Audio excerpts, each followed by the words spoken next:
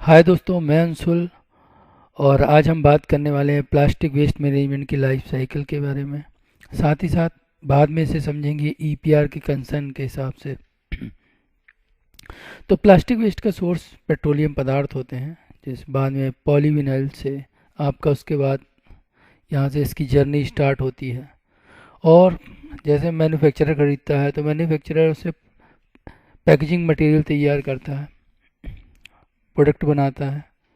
उसके बाद ये मटेरियल आगे पीआईबीओस मतलब प्रोड्यूसर इंपोर्टर ब्रांड ओनर के पास भेज दिया जाता है, जिसमें ब्रांड ओनर क्या करता है, इसमें अपने प्रोडक्ट जो उसने बनाए हैं, खाद्य पदार्थ हो सकते हैं या अदर कोई प्रोडक्ट हो सकता है, तो उस पैकेजिंग मटेरियल में उसको फिल करते हैं। और फिल करने के बाद फिर यहाँ पे रिटेल शॉप और मॉल पे भेज दिया जाता है।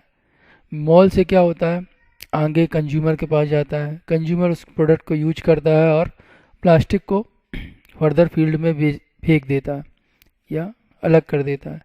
तो पोस्ट कंज्यूमर वेस्ट की तरह आगे वेस्ट इकट्ठा होता है, जो railway station, airport, bus stand, road side या डंप यार्ड, जहाँ पे ये सारा शहर का कचरा इकट्ठा होता है। साथ ही साथ वहाँ पे रेज पिकर होते हैं, उसको सेग्रीगेट करते हैं। यहाँ पे एमआरएफ सेंटर होते हैं, मटेरियल रिकवरी फैसिलिटी।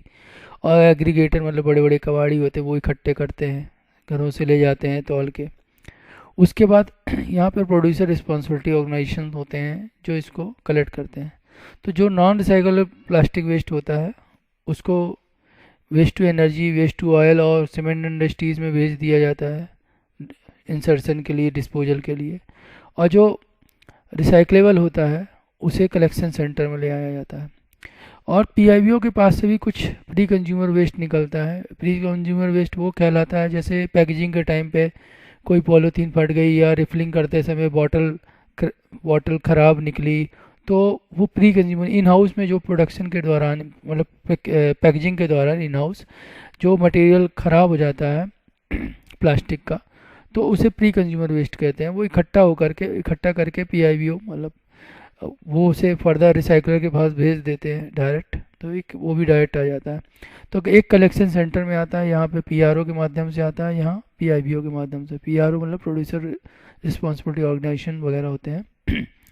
अब यहाँ से आगे सेग्रीगेशन होता है, फर्दर सेग्रीगेशन होता है कैटेगरी वाइज उसका प्लास्टिक का। फिर रिसाइकलर के पास जाता है। फिर रिसाइकलर क्या करता है, उसका प्रोसेसिंग करता है, प्रोडक्शन करता है और ग्रेनुअल्स और लम्स वगैरह बनाता है, पैलेट्स वगैरह चिप्स बनाता है प्लास्टिक की। और उसके बाद वो फर्दर मैन्युफैक्चरर के पास भेज देता है। और यहाँ मैन्युफैक्चरर वर्जिन प्लास्टिक भी लगातार खरीदता रहता है, क्योंकि कभी भी फील्ड से कभी भी रिकवरी जो होती है वो 50% मैक्सिमम हो पाती है। 100% प्लास्टिक की रिकवरी नहीं होती, क्योंकि वो इंसर्शन वगैरह होता है खुले में, ज़मीन में लैंड फिलिंग में चला जाता है, कभी प्लास्टिक इधर उधर, तो ऐसा होता है। अब ये तो थी लाइफ साइकिल में जो मैंने आपको बेसिक तरीके से समझाई, ये है प्लास्टिक की लाइफ साइकिल जो इस तरीके से। अब यहाँ ईपीआर के पर्सपेक्टिव में कैसी है, जो ईपीआर कंप्लायंस को ध्यान में रखते हुए इस लाइफ साइकिल को समझे, जो ईपीआर ब्रांड्स को अपना फुलफिलमेंट करना होता है। तो अब यहाँ से समझिए कि अगर कोई पीआईबीओ ब्रांड से मतलब प्रोड्यूसर इंपोर्टर ब्रांड ओनर, शुरुआत हमको वहीं से करते हैं। वर्जिन प्लास्टिक से वो मैन्युफैक्चरिंग हुई, मैन्युफैक्चरिंग से वो पैकेजिंग मटेरियल बना, पैकेजिंग मटेरियल पीआईबीओ तक आया। मान लीजिए अब यहाँ से 100 टन पीआईबीओ के पास पैकेजिंग मटेरियल आता है।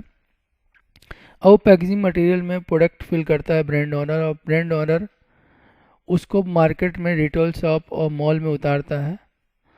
और वो मॉल से कंज्यूमर के पास जाती है, कंज्यूमर उसका उपयोग करता है और उसके बाद पोस्ट कंज्यूमर वेस्ट की तरह वो फैल जाता है। तो पीआईबीओ के ऊपर, यहाँ ब्रांड ओनर के ऊपर एक लाइबिलिटी आती है जिसको बोलते हैं ईपीआर, एक्सटेंडेड प्रोड्यूसर रिस्पॉन्सिबिलिटी। यहाँ पे गवर्नमेंट ये कहती है कि भाई तुम्हारी वजह से कचरा आया है, तुम इसको उठाओ। तो अब उठाने के लिए क्या होता है, वो गठित कर देते हैं पीआरओ, प्रोड्यूसर रिस्पॉन्सिबिलिटी ऑर्गेनाइजेशन। मतलब वो प्रोडक्ट बनाए या कचरा उठाएं, तो उन्होंने क्या किया, अपने बिहाफ में एक पीआरओ गठित कर दिया। अब पीआरओ क्या करता है कि जितने कलेक्शन पॉइंट होते हैं जो मैंने आपको भी समझाया है और एमआर इनसे कनेक्ट होता है या इसको तैयार करता है और एच पिकर छोटे छोटे लेबर्स और जो वर्कर्स होते हैं उनको लगाता है और इससे इस काम को पूरा करवाता है। अब इस काम में जो प्लास्टिक रिसाइकलेबल होता है तो वो रिसाइकलर के पास भेज देता है, जो नॉन रिसाइकलेबल होता है नॉन रिसाइकल। तो अब जैसे 100 टन पीआईबीओ ने पैकेजिंग मटेरियल खरीदा था तो 100 टन की इसके ऊपर लाइबिलिटी आती है, जिसको बोलते हैं ईसी लीव, इन्वायरमेंट कंपनसेशन। तो जो ये वेस्ट पीआरओ यहाँ पे भेजता है तो उतने ही वेस्ट का ईपीआर क्रेडिट जनरेट होता है, जो उस प्लास्टिक को प्रोसेस करने के बाद जनरेट होता है पोर्टल के माध्यम से, जो कहलाता है ईपीआर पोर्टल। तो ईपीआर पोर्टल के माध्यम से जब जो दोबारा रीयूज नहीं होने वाली प्लास्टिक होती है, जिसको एंड ऑफ लाइफ बोलते हैं, उस पे जो क्रेडिट जनरेट होता है वो होता है एंड ऑफ लाइफ का, ये एंड ऑफ लाइफ का क्रेडिट।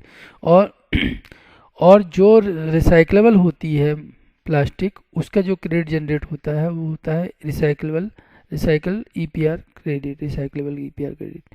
तो अब इसमें भी कैटेगरी प्लास्टिक की अलग अलग होती है, कैटेगरी 1, 2, 3, 4 ऐसी होती है। तो जो मटेरियल जितनी मात्रा में अगर रिसाइकलर है तो रिसाइकलर, अगर लाइबिलिटी आई है तो रिसाइकलर क्रेडिट खरीदेगा पीआईबीओ, और एंड ऑफ लाइफ की अगर लाइबिलिटी है तो एंड ऑफ लाइफ लेगा। तो उसको दिलवाने की कौन कोशिश करता है? पीआरओ, जिसको उसने गठित किया है। और सेम प्रकरण ऐसा ही चलता रहेगा जैसे मैंने प्लास्टिक वेस्ट का बताया है। तो यहाँ पे अब हम बात करते हैं कैटेगरी की। प्लास्टिक की कौन सी कैटेगरी में क्या कहलाती है? जो कैटेगरी 1, 2, 3, 4 आपने देख रहे हैं, तो प्लास्टिक की कैटेगरी होती हैं। इनको बताऊं, कैटेगरी यहाँ पे डिफाइन की है सेंट्रल पोल्यूशन कंट्रोल बोर्ड ने 4 तरह की, जिसमें कैटेगरी 1 होती है रिजिड प्लास्टिक, जो हार्ड टाइप की प्लास्टिक होती है, जैसे PAT, HDP, high density polyethylene.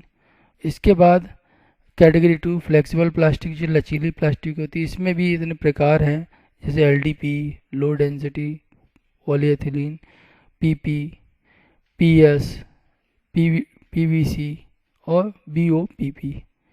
तो इनके ये कि किस तरीके से कहलाती है, इनके सैंपल दिए हैं।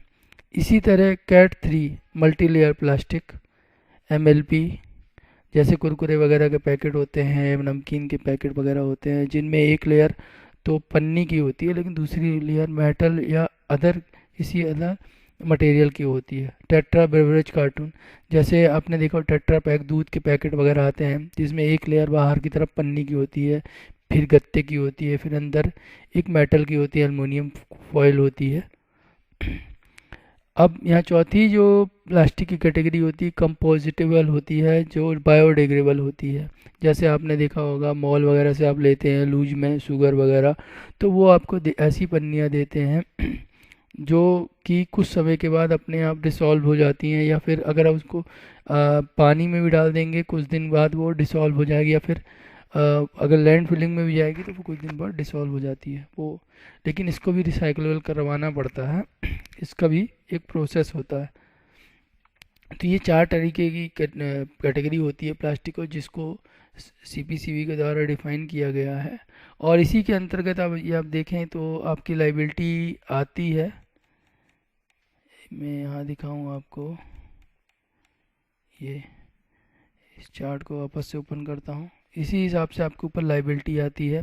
जैसे मान लीजिए एंड ऑफ लाइफ बिल होगी कैटेगरी 1, 2, 3, 4 में जो लाइबिलिटी आएगी, जिस तरीके का मटेरियल खरीदे होगे। जैसे मान लो एक बोले अल्कोहल बनाने वाली कंपनी पेट बॉटल यूज करेगी तो कैटेगरी 1 का उसके ऊपर लाइबिलिटी ज़्यादा आएगी, और वो रिसाइकलेबल में भी आएगी और नॉन रिसाइकलेबल में भी आ सकती है। डिपेंड करता है वो उस पर गवर्नमेंट कैसे मटेरियल को किस प्रकार से लाइबिलिटी को लाती है।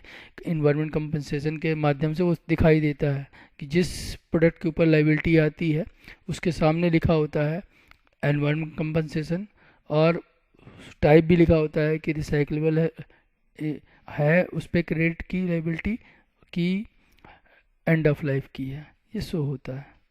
तो ये इस प्रकार थी प्लास्टिक वेस्ट मैनेजमेंट की लाइफ साइकिल, और साथ ही साथ उसके साथ ईपीआर एक्सटेंडेड प्रोड्यूसर रिस्पॉन्सिबिलिटी के साथ उसका।